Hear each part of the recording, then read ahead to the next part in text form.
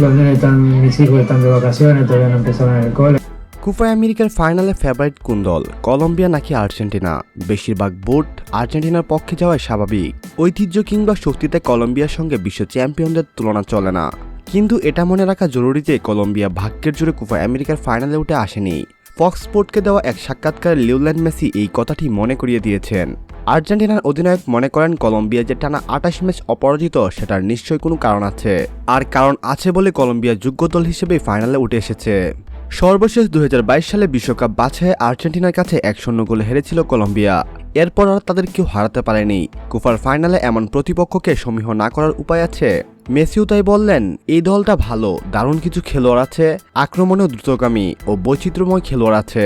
মিয়ামিতে গতকাল স্থানীয় সময় দুপুরে আর্জেন্টিনার টিম হোটেলে এই সাক্ষাৎকার দেন মেসি। সেখানে আর্জেন্টিনার ফাইনাল প্রস্তুতি নিয়ে এই কিংবদন্তি বলছেন, ফাইনাল ম্যাচ সবসময় একটু অন্যরকম হয়, কিন্তু আমরা পুরো টুর্নামেন্টের মতো ফাইনালের আগেও ভালো বোধ করছি।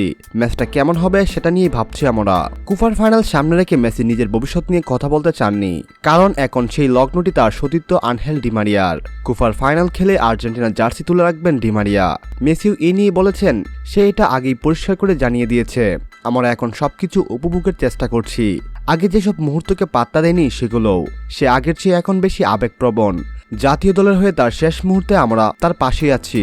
সম্মানিত ভিউয়ার্স, লিওনেল মেসির কথাগুলো নিয়ে যদি আপনার কোনো ব্যক্তিগত মন্তব্য থেকে থাকে তাহলে অবশ্যই আমাদের কমেন্ট বক্সে জানাবেন।